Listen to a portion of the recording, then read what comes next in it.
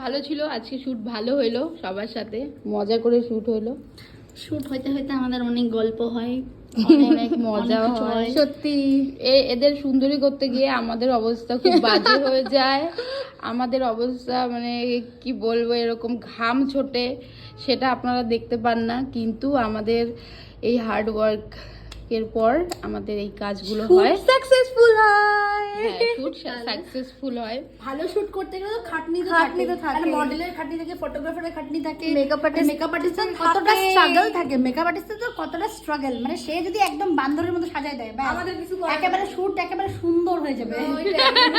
আমি বলি নাই খারাপ হয়ে যাবে, একেবারে সুন্দর টপ টপ মডেলদের সাথে আমাদের টপ শুট।